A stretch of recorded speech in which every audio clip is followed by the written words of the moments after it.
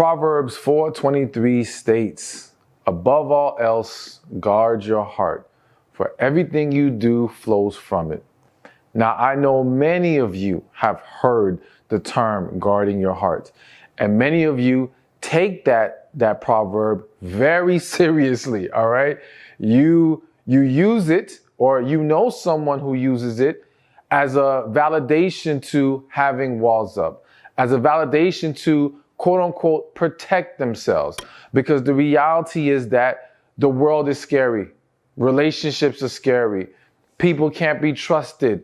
People are getting hurt, disappointed, and left in a lot of discouragement and negative energy that then lingers on.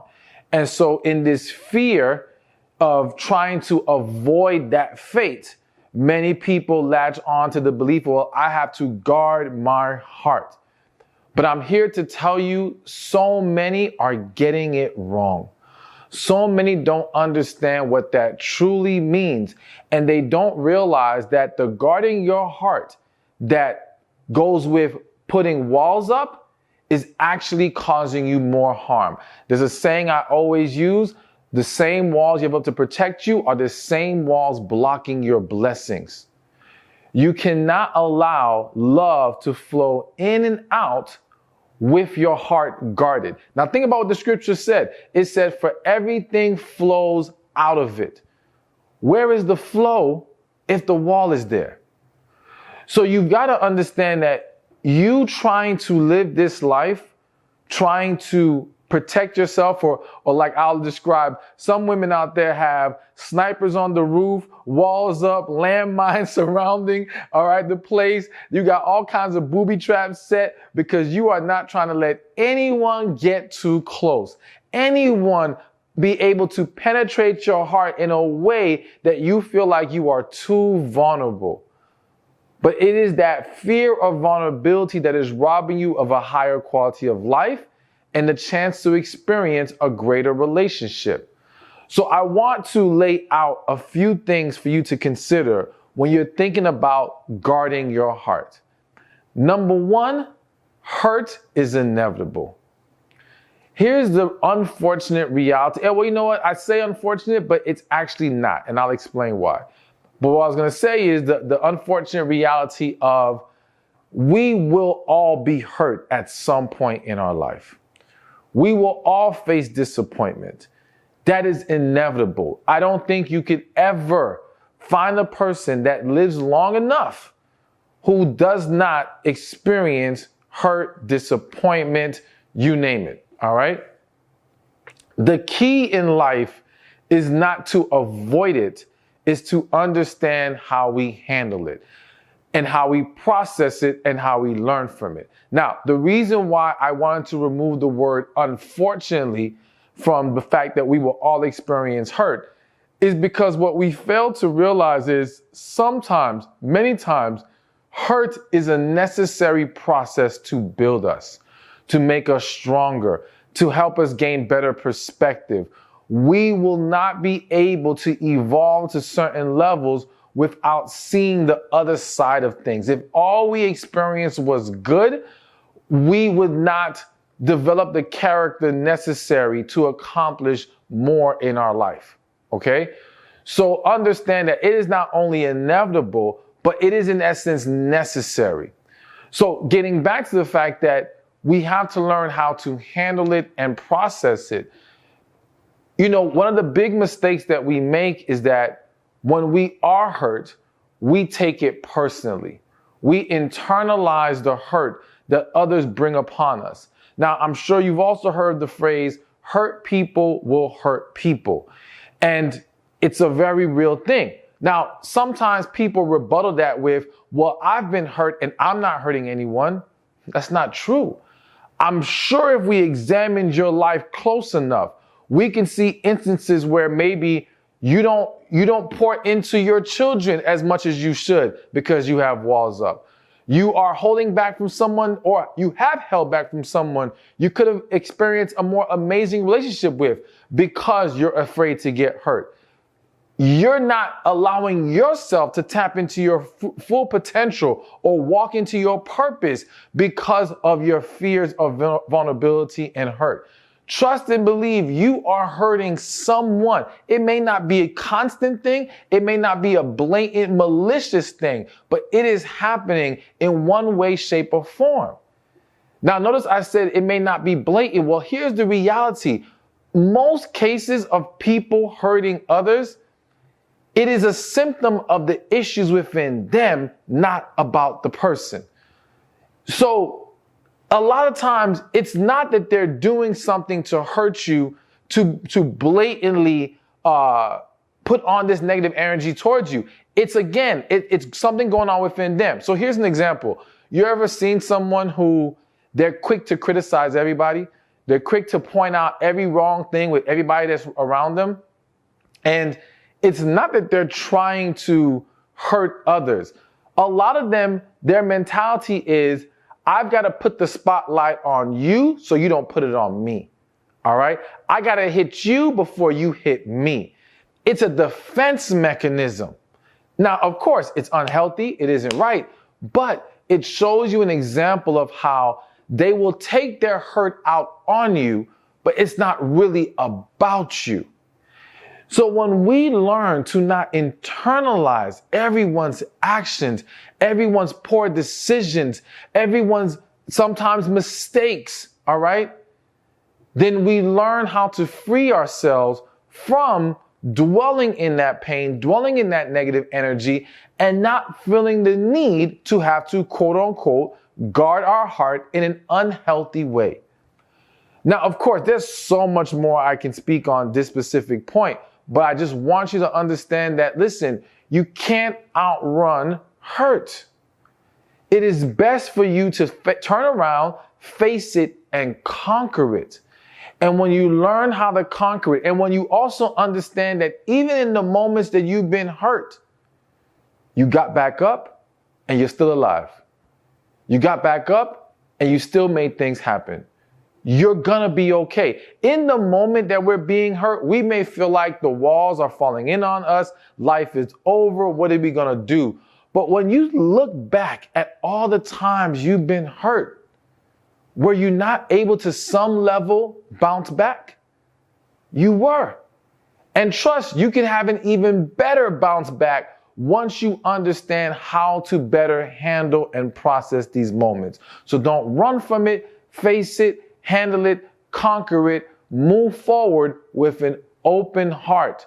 And I'll get more into that open heart a little bit later. Now, the second thing I need you to consider or remember in regards to guarding your heart is that what we perceive as bad may be good for us.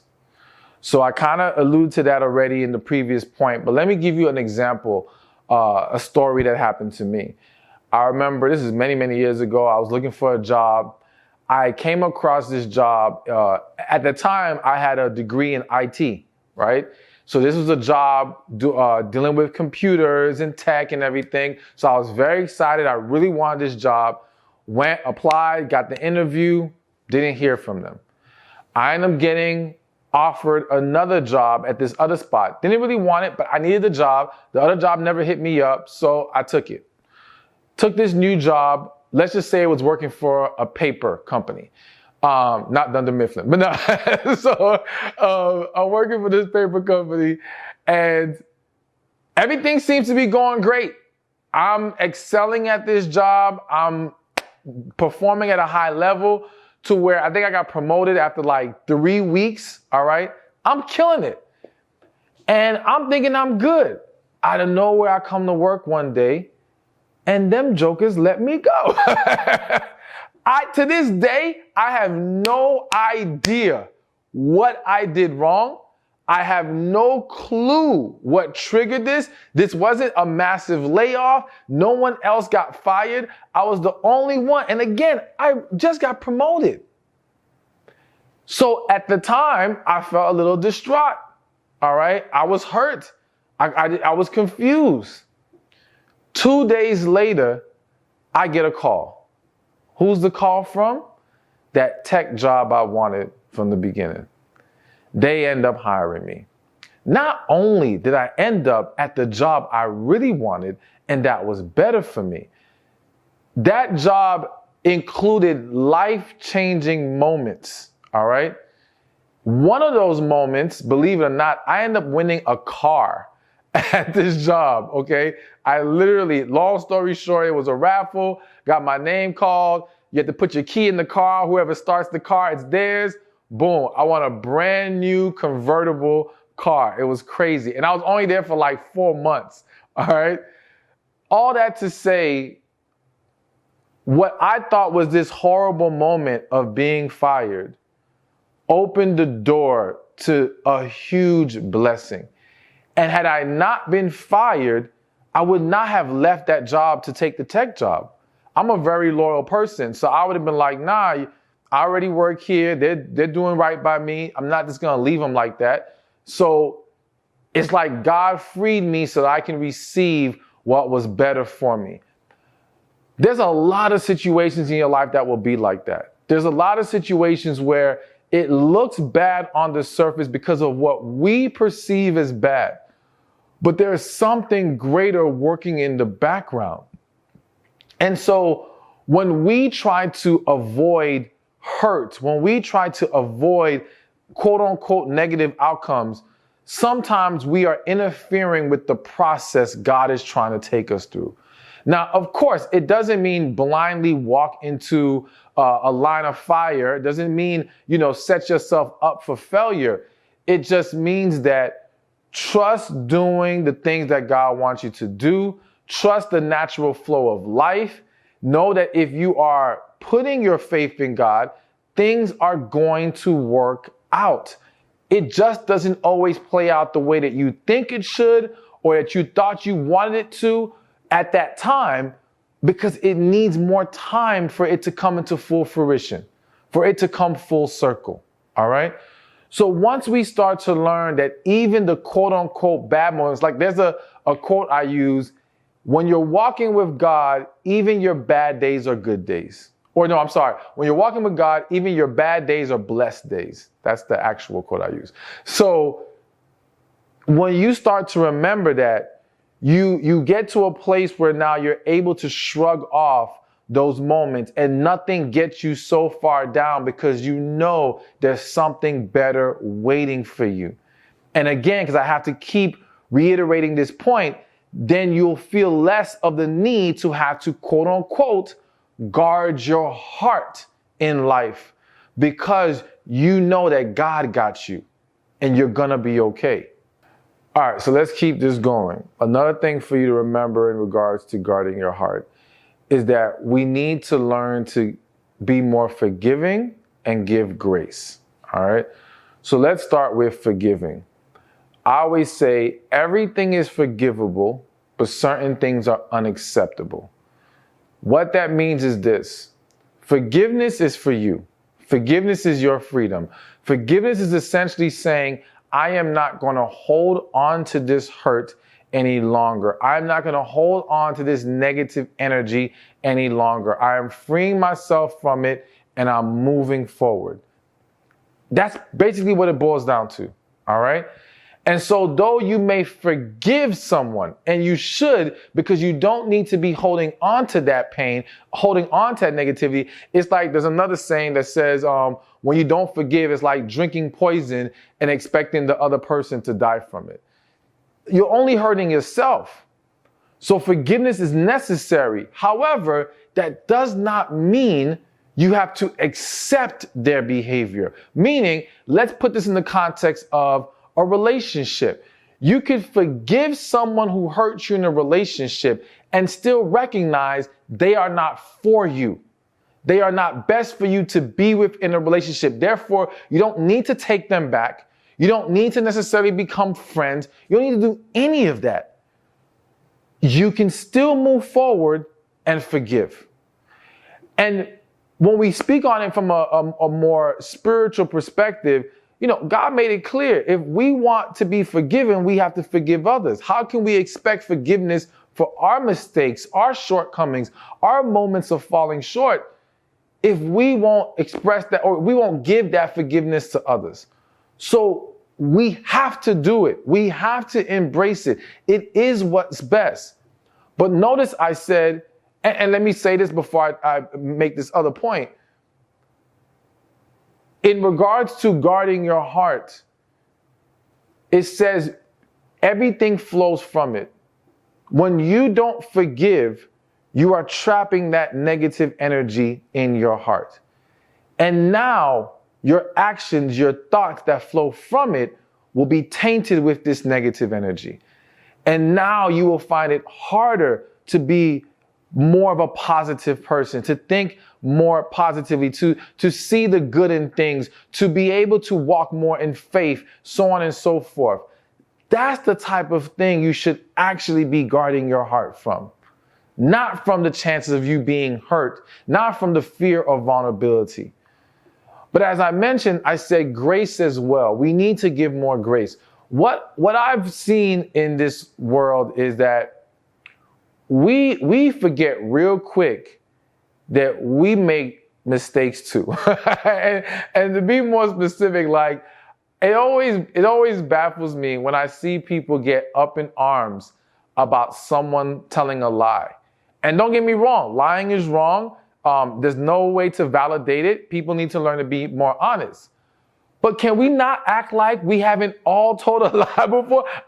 Maybe I'm wrong. Maybe there's some of you who have been 100% honest your entire life.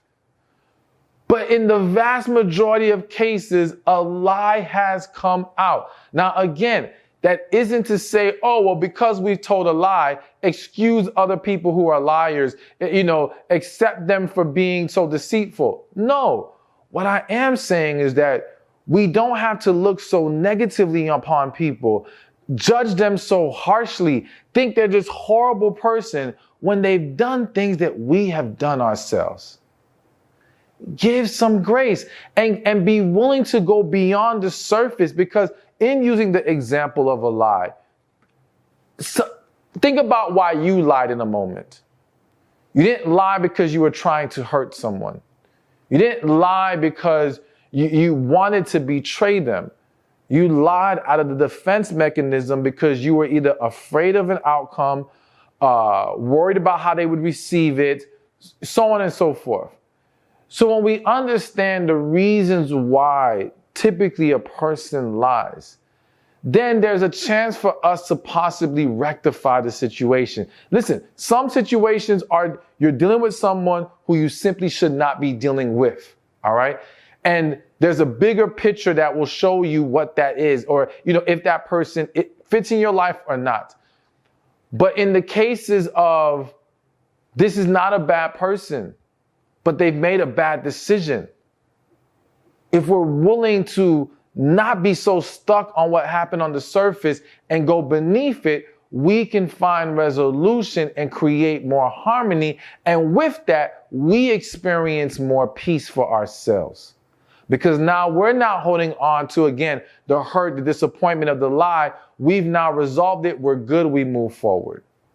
So give more grace, embrace more forgiveness, less focus on the guarding of your heart.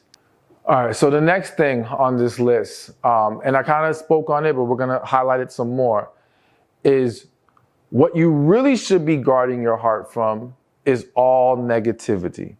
So again, in the Proverbs, it said, for everything flows from it.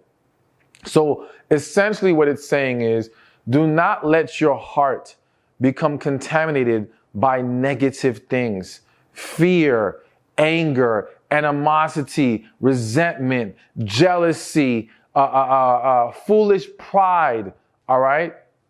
So on and so forth. Those are the things that we need to guard our heart from, because once those things penetrate it, now we're operating from a negative place. Now, as it said, everything flows from it. So our thoughts, our actions are being driven by these negative forces, this negative energy. That's where the problem is. That's what we have to be mindful of. We have to do everything that we can to bring our hearts back to a positive and good place. In order to do that, we've got to flush things out of our system. So this is why healing is so important, all right? Because the reality is this: if you've already allowed your heart to be penetrated by negativity, well, it makes it easier for more negativity to come. It kind of reminds me of, like, on social media, if you were to ever look at any of my posts, you won't really see any negative comments, all right? The reason why is because I delete them, or my team deletes them when they see them. And I do that because I realized a very long time ago, if you leave one negative comment, it invites other negative comments. Negativity will draw in more negativity. So in order to stop it, you don't engage in it, all right? You don't try to go back and forth with it. You just release it. You remove it. And what you'll notice is nobody else comes and makes a negative comment. Like, I'm telling you, my comment section is probably one of the cleanest comment sections of social media for that reason. Now, don't let this be a calling to anyone who now want to test me with a negative comment. I will delete you, okay? But the point is, we have to do that in real life. The minute we see someone trying to come at us with negativity, do not engage. Do not go back and forth with it. Remove it. Do not deal with it. All right? Keep your focus on the good, on the positive. Because now, just as negativity can draw in more negativity, well, positivity draws in more positivity. So that's how you start creating a better environment for yourself. That's how you start allowing your mind to operate in a more positive place. And let me say this, because it's kind of hitting my spirit right now. Guarding your heart from these negative things isn't just a matter of how you feel about situations. You also have to be mindful of what you're taking in from others. Meaning, are you watching negative comments or negative content on social media? Are you watching TV that's pushing negative messages? Are you watching or listening to music with a lot of negativity? Those things have the chance to penetrate your heart as well and get into your subconscious. And again, now push you into a negative or a unhealthy direction. So this is where, again, you need to be guarding yourself from. This is where you can apply the walls being up, so to speak. And again, it's not even having a wall, because I don't ever want to justify walls up. It's just understanding what to entertain, what not to, how to eliminate certain things from around you, so on and so forth, as well as prayer and meditation. All right. So I didn't go too deep into it, but let me just remind you, the healing process is a big part of this, because you can view the healing process as like an emotional detox, an opportunity to flush everything out. And the point that I was making is that if you already have the negativity there, and I'm not judging you if you do, because that's normal, well then, in order for you to move forward in a better direction, we got to flush that out first. And now it makes taking a positive approach so much easier. So listen, I ain't gonna lie to y'all. I lost my train of thought. I don't remember what I was just saying, but the bottom line is, this is where we want to, how we want to be mindful of things so that we can move forward in the right way. So we heal. Oh, and it just came back to me. Prayer and meditation. That's another way to kind of help keep you at a calm place, a centered place, allow you to handle whatever bad energy is coming your way and push it to the side.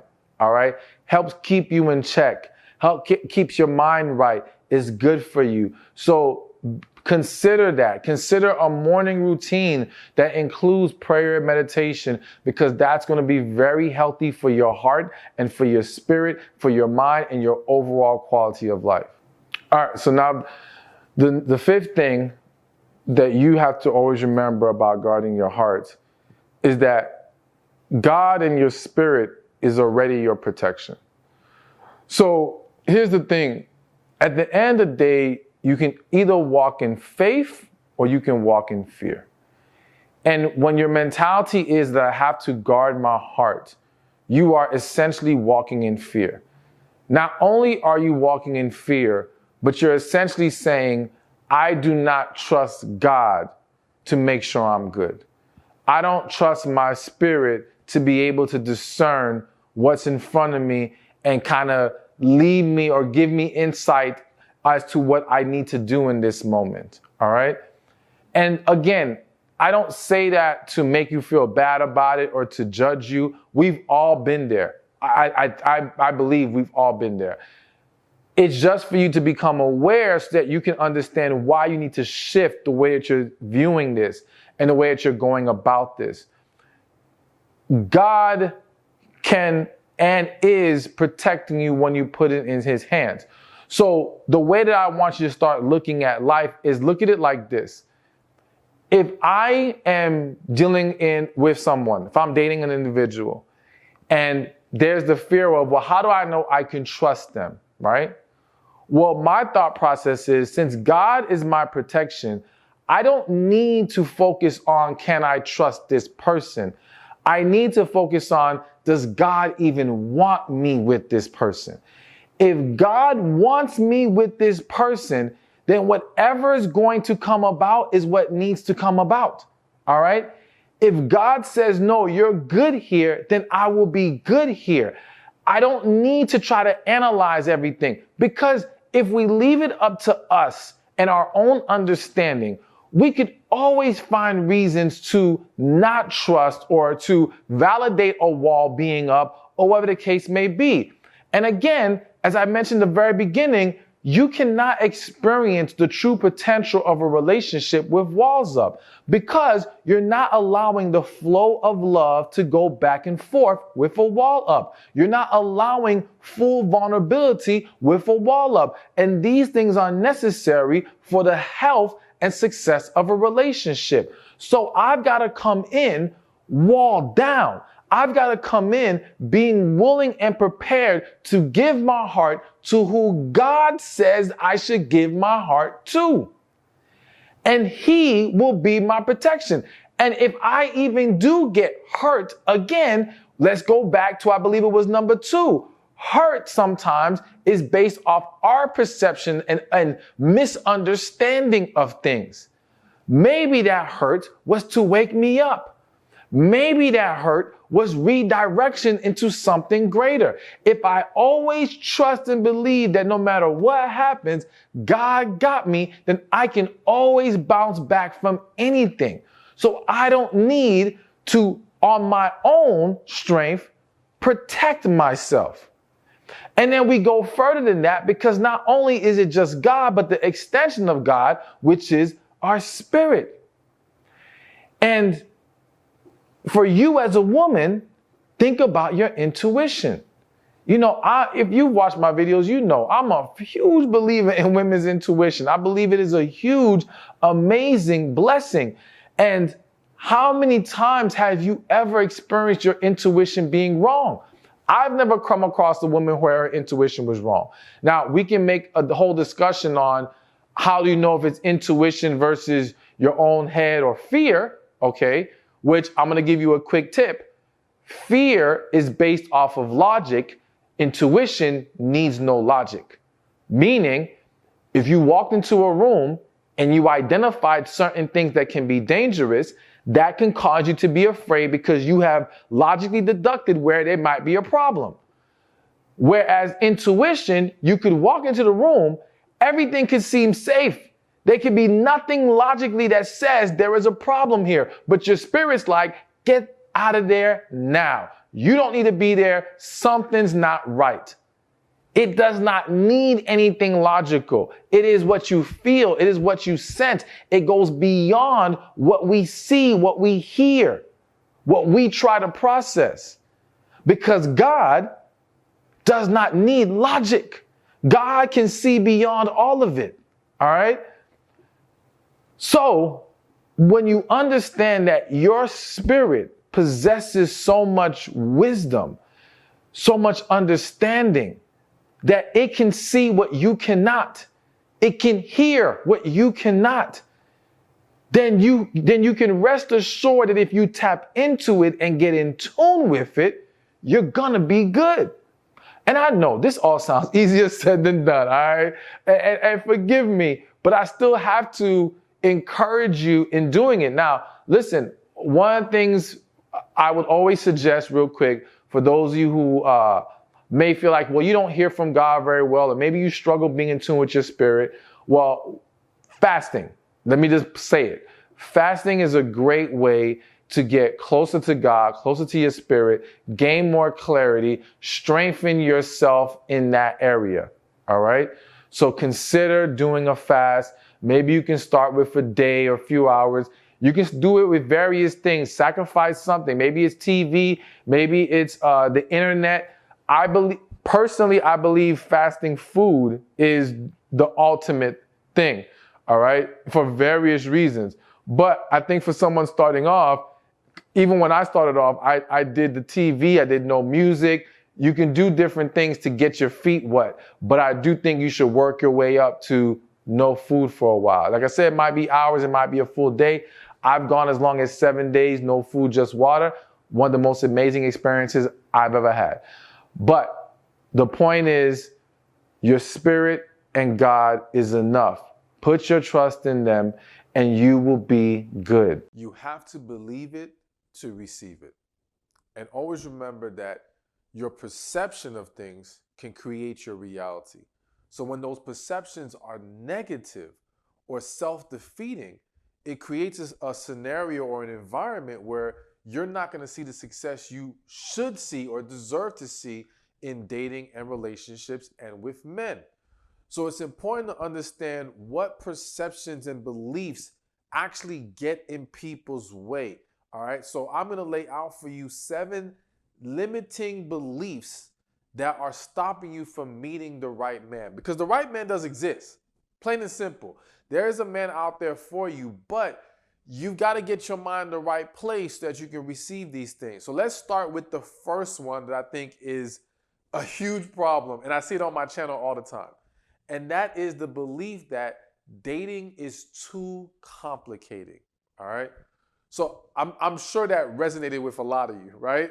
And I completely understand why dating seems too complicated. And I've seen a lot of comments from you where after watching one of my videos, you're like, oh my gosh, this is too exhausting. I don't want to deal with this. I'm just going to stay single. Understand this.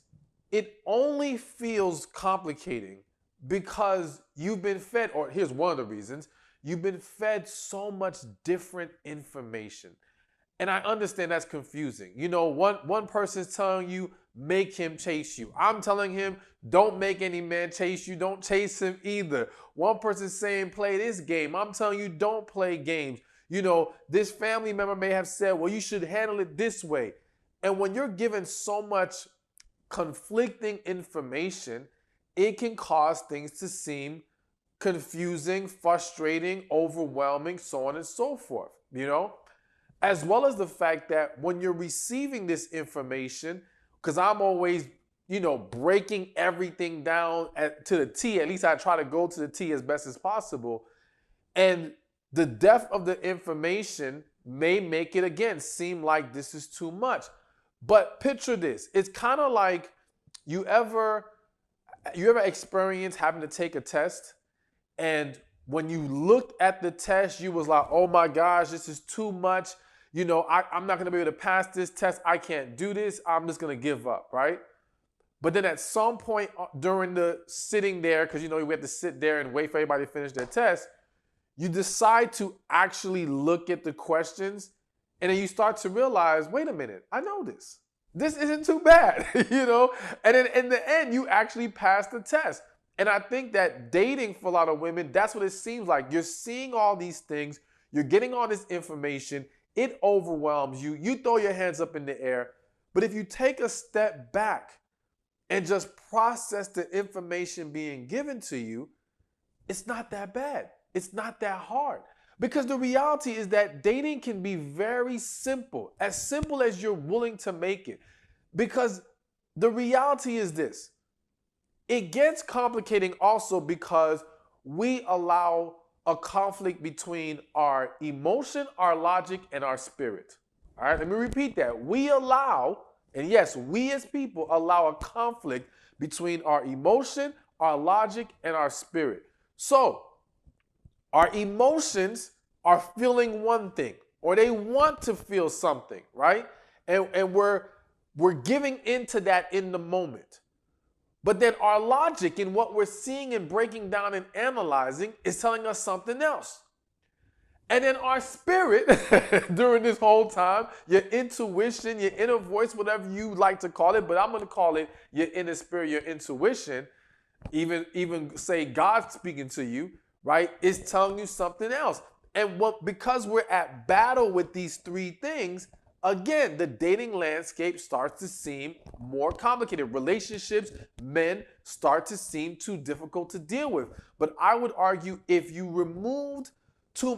mastered your emotions, did not give in so much to your logic, and got more in tune with your spirit, your intuition, it would make things easier and clearer for you. And when you start to understand how to not waste time on situations that you don't belong in, you simplify the dating process. Because another reason why dating seems so complicating is because a lot of people, a lot of women develop what I call dating fatigue. All right. So you go through a situation with a man, you try to give it an opportunity, a chance to work. He puts you through the ringer. It emotionally drains you. And even though there may have been something telling you early on from the jump, he's not it. You try to convince yourself reasons to give this a chance. Maybe you didn't want to be alone. Maybe you were enjoying his company. Maybe you just wanted to believe this could finally work so you could stop all this dating and finally have a committed relationship and potentially marriage. But because you allowed it to drag on, all right, and we have to take that personal accountability when we allow things to go on longer than they should. Not to beat yourself up, but to learn from it so that you don't keep repeating that cycle. When we allow these things to drag on, it drains and damages us. And so now we don't have the energy, you don't have the energy for the next situation coming along. And again, that bad experience causes you to view dating and relationships in a negative light. But the reality is that no, it was just that situation. And granted, some of you may have had multiple situations that caused you to feel this way. But you have to keep it at those people that it was a bad experience and not projected onto all men or all of dating. All right. And so all these different things, I understand and sympathize with the perception that dating is too complicated, but it's not. It does not have to be. You've got to learn to make it simple. Get more in tune with your intuition and spirit. Not let things drag on longer than they should. Healing from your past situations so that you're not bringing that into new situations.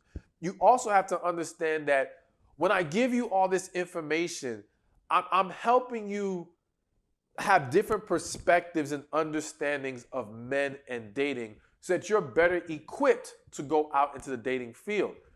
Don't let all of this overwhelm you, all right? Take it in, process, remember the things you need to remember. And again, listen, even when I speak to you, because I don't want to just flat out say I'm the only one that's right and everybody else giving you advice is wrong, right?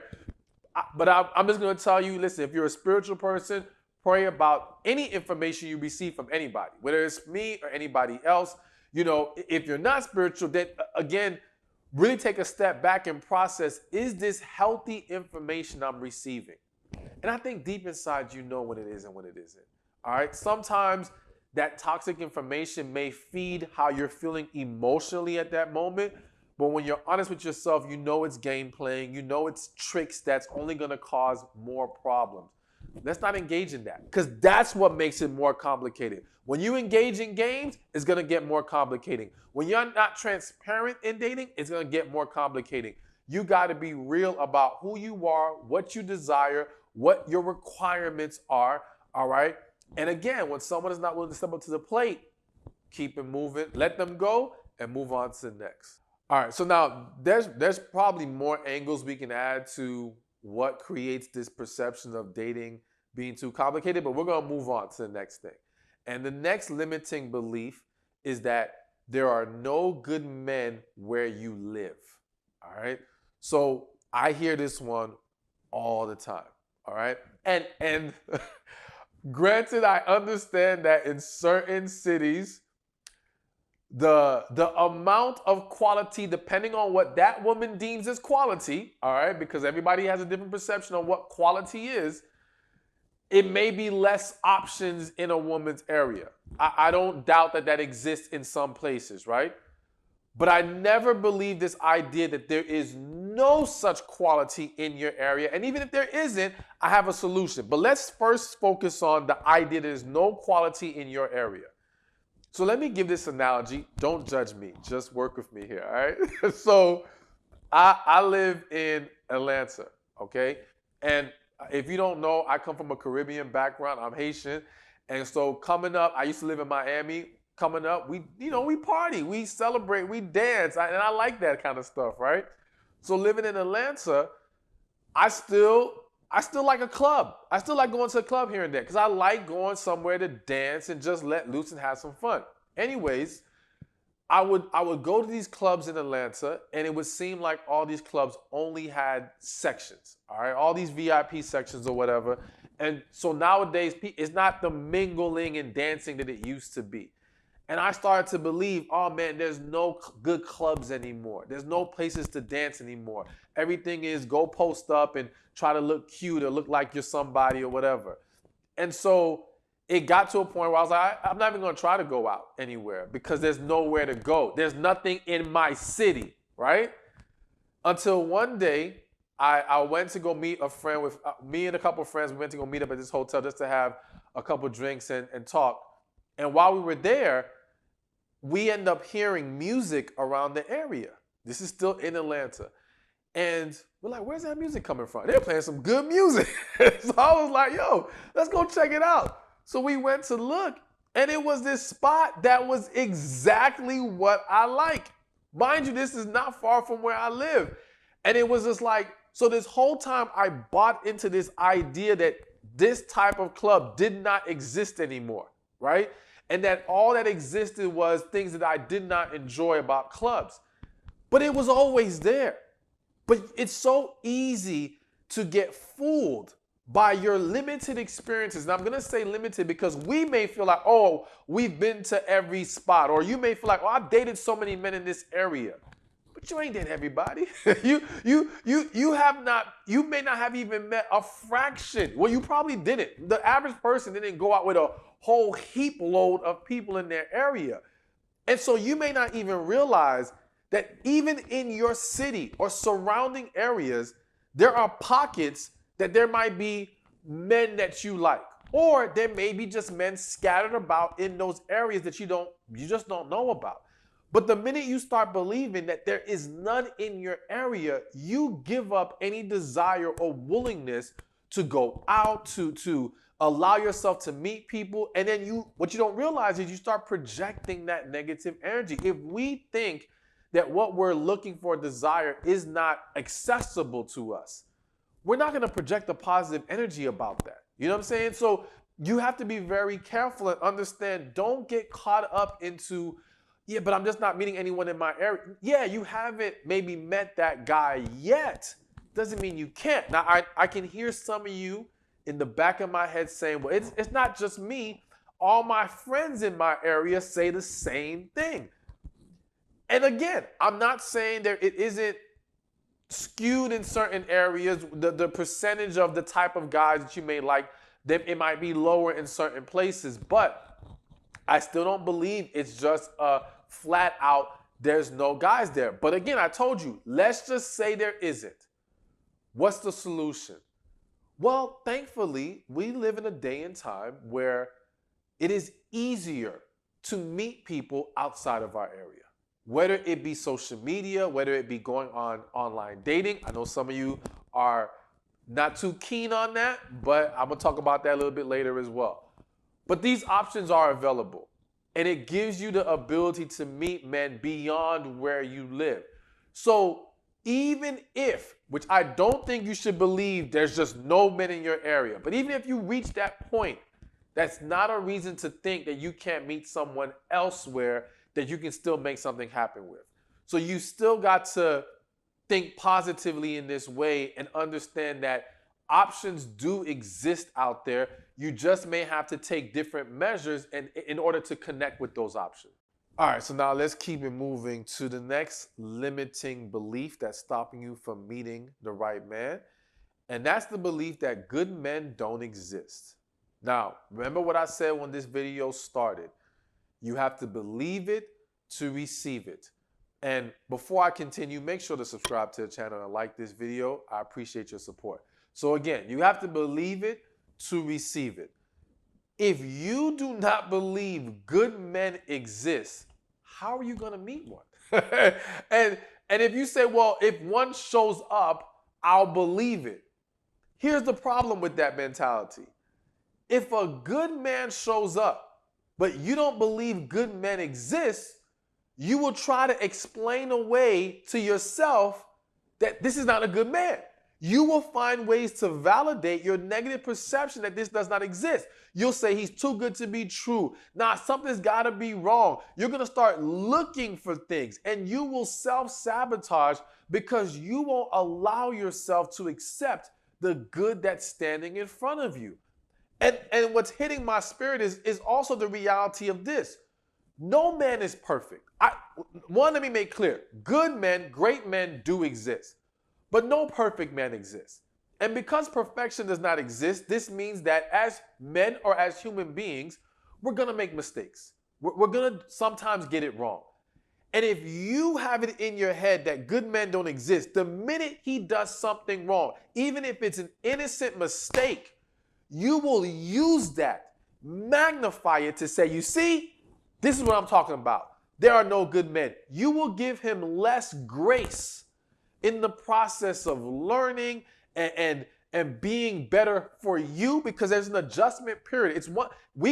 A man can be good, but his ability to be good to you is also predicated on him understanding what you need.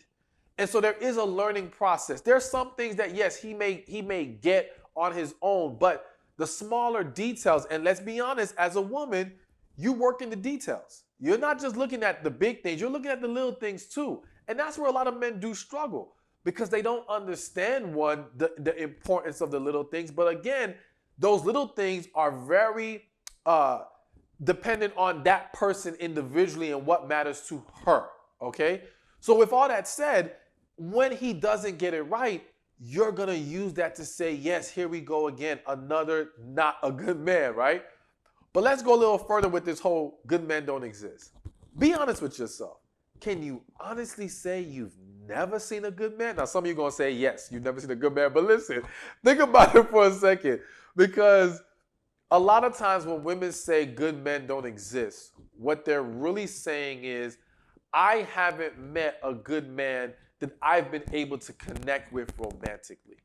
All right? So that might mean you haven't met a good man that you were attracted to, or you haven't met a good man who is willing to be serious with you, but you've met good men.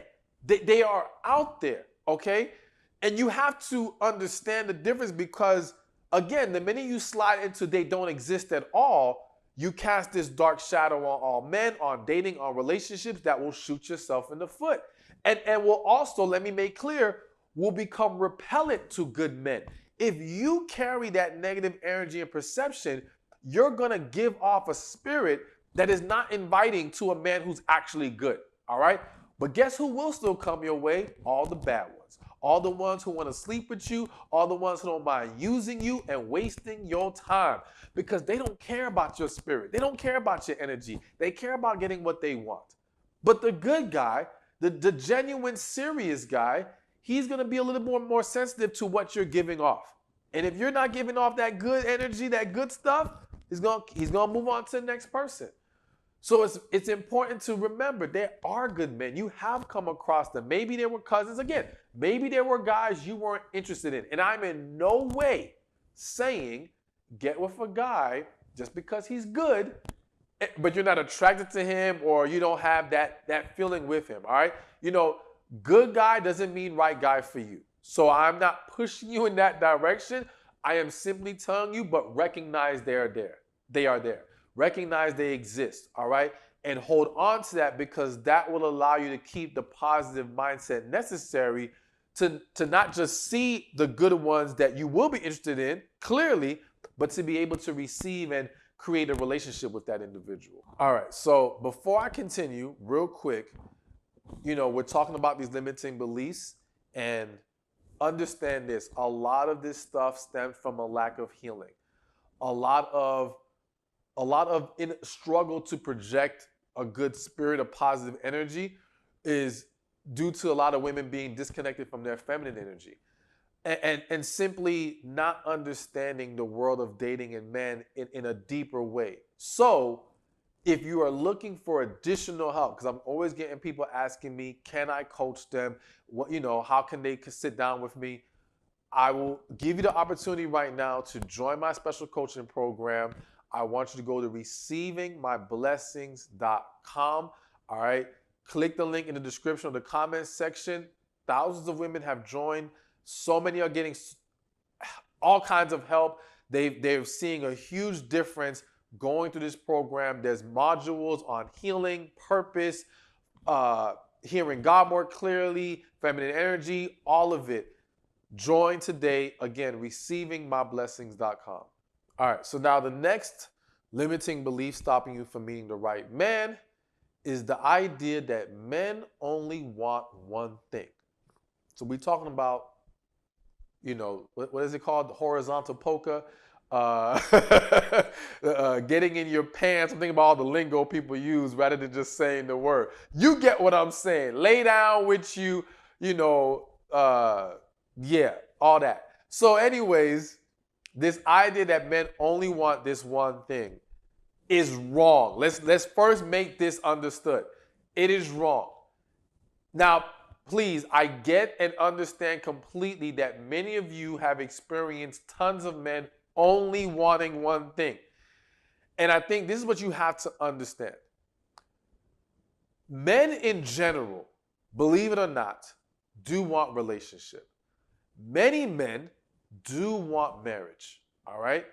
And I would argue that more men than it may seem are at the very least open to marriage, all right? However, because they're not trying to marry every woman they meet, there are tons of men who still want to experience and enjoy a woman, quote unquote. And because of that, all right, their pursuit with that woman specifically will be more centered and focused on getting her in bed. That does not mean that's all men want in general, all right? There's so much more to it, but I understand how it's hard to grasp that when you keep getting men so focused on having relations with you. So please understand, and here's another thing I have to mention. A lot of men, because they don't want to be held to the standard of committed relationship and marriage with that specific woman at that time. And please understand, that doesn't necessarily mean, if it's you as a woman, it doesn't mean you're not a good woman. A man can view you as great woman, someone's potential wife, but it's not a fit for him, okay? And I'm not saying this is right or wrong. I'm just explaining the situation. But he still wants to date you. He still wants to hang with you. He still wants to take things to a certain level. And so this guy, if he does not want you holding him to the standard of marriage and relationship, he may say to you, I'm not looking for anything. Or he may say, I don't believe in marriage.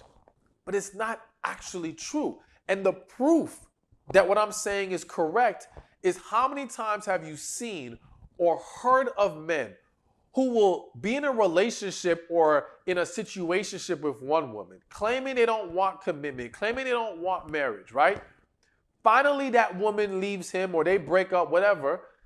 6 months later, he's engaged to somebody else. So it shows you that he was always open to the idea of commitment and marriage, but because he did not want it in the situation with the previous woman, he wasn't going to put that out there. Because he knew if he says it, he'll be held to that. Now, again, I'm not telling you this is okay. I'm not validating it. I'm explaining it. And explaining it for the purpose that you don't confuse those situations with this perception that men don't want more than just laying down with a woman. They do. They do. And I'm going to make one other point. There's this guy who, he's like, you could say he's a pickup artist, or he teaches men how to pick up women, so to speak.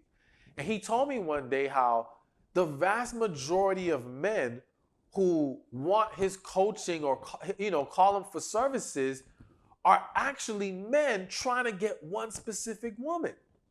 It's not them actually trying to be with all these different women. They just want that, to know how they can get this one woman to love them and be with them.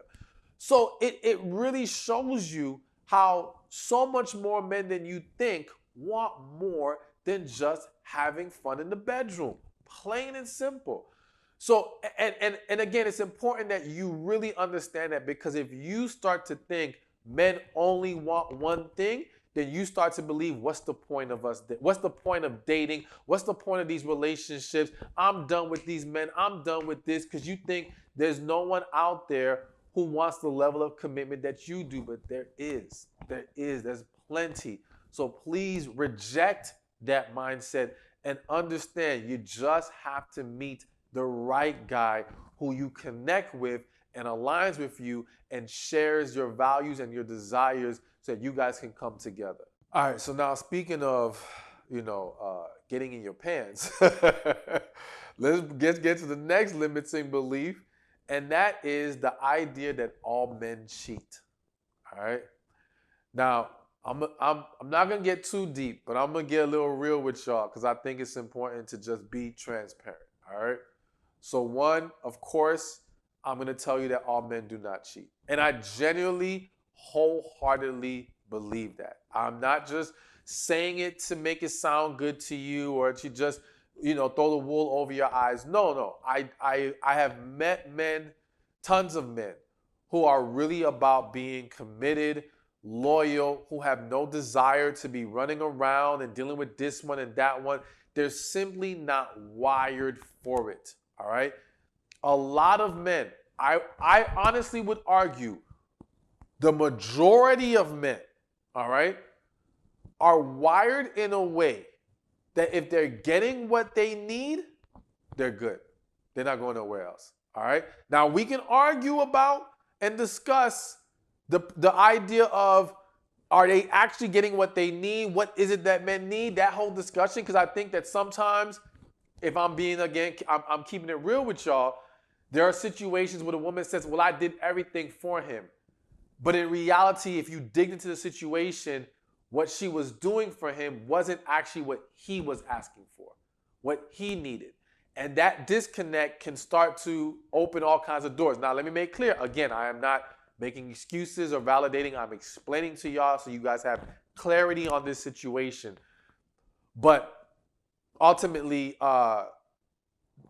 there's just men who just really, they're not into that. But I'm not going to act like there isn't a segment of men.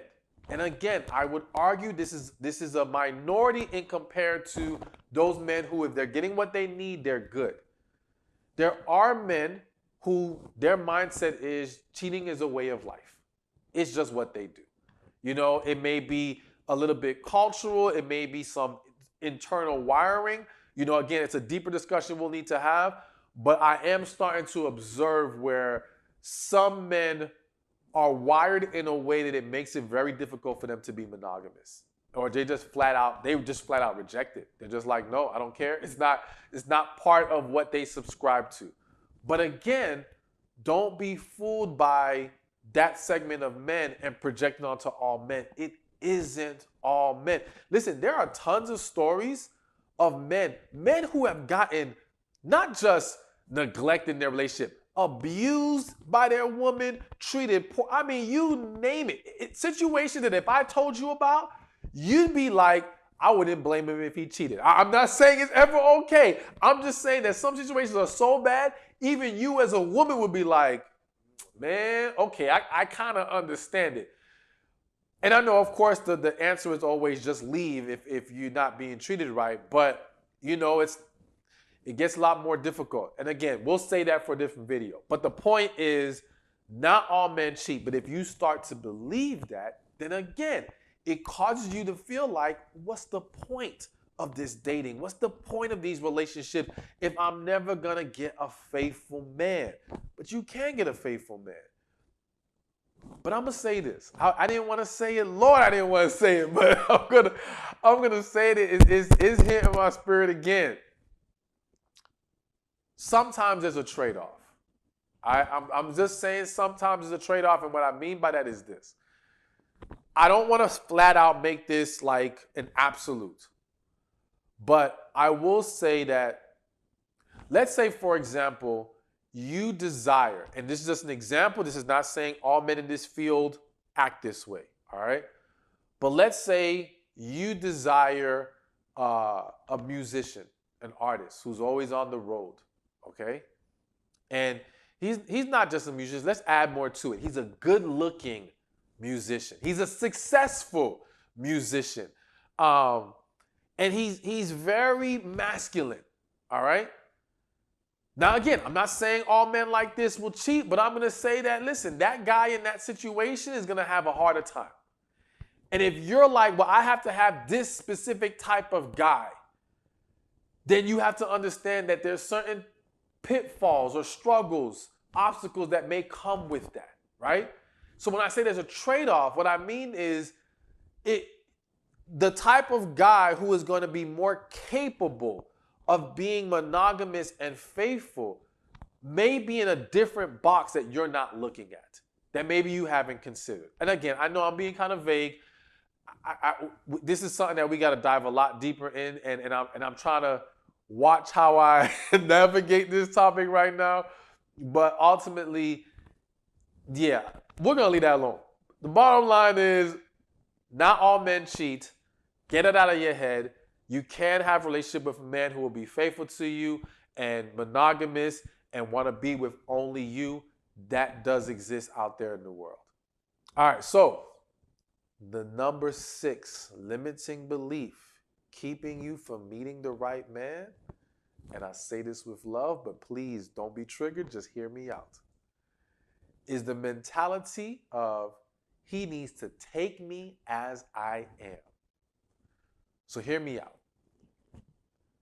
It's not that I don't want you to settle. It's not that I want you to settle for someone who doesn't love you for who you are, because he should love you for who you are.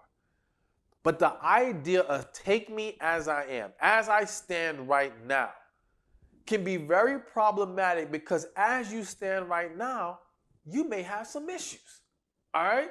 And that's not to insult you. That's just a reality. Now, I know some of you may say, well, we all have issues. Some people have worked through their issues. Some people have resolved their issues. And some issues aren't as detrimental to the success of a relationship as others. If you have issues or flaws that directly impact your ability to communicate with people, your ability to create harmony and peace in a relationship, your ability to embrace what a man needs, and so on and so forth, that blocks you from being able to bring forth that spirit, that energy that's necessary to not just have success in a relationship, but for you to have a better quality of life, then we can't just say, take me as I am. Imagine if a man is emotionally damaged, financially unstable, okay, and just a complete mess. And he says, well, she should take me as I am. Are you, what? Like, no, you can't think like that. It should be, yes, he should, you got to switch that mentality to, he should love me for me. And from there, you've got to make sure you know who you are, okay? And you've got to work on being the best version of you. So I don't want you becoming someone you are not, okay? All these things I tell you guys to do, all these tips I give you and advice, It's to elevate, to enhance. It's not to necessarily change. Now, some of it may feel like I'm trying to change you, but in my eyes, I'm trying to bring out your real self. And I'll give one example, the feminine energy piece. There's a lot of women who will say to me, well, I'm just not feminine. You're asking me to be something that I'm not. My counter argument is, no, you are feminine. You're just detached from it. You are conditioned to your masculine energy, so you're not as comfortable with it anymore. I'm trying to bring it back to the surface and teach you how to get comfortable with it so that now you will see how happy you are in this place and how it was really who you are. It's almost like someone working at a job for 20, 15 years, 10 years, whatever, and they say, well, no, I'm a nurse. I've always been a nurse. It's like, no, deep inside, you're an artist. You've always actually been an artist, but you've been detached from your artistry because you thought it couldn't get you anywhere. You thought this isn't a career choice, so I'm going to go be a nurse. But no, you're really an artist, and I'm just showing you how to bring that out. So remove the take me as I am mentality. Remove the he has to accept all my flaws. Listen, you have to work on your flaws. You have to become a better you. But yes, he has to embrace and love who you truly are at your core. So now we're at number 7, and then we got a quick bonus. The number 7 limiting belief keeping you from being the right man is the belief that God will bring you a man. Now listen, y'all know I'm a man of God, and I know God can do amazing things, and I am in no way saying that God is not going to work in your life in a way that allows you to cross paths with the man who's for you. What I am saying is many women, what I am saying is many women use the belief that God will bring them as a man as a scapegoat. All right?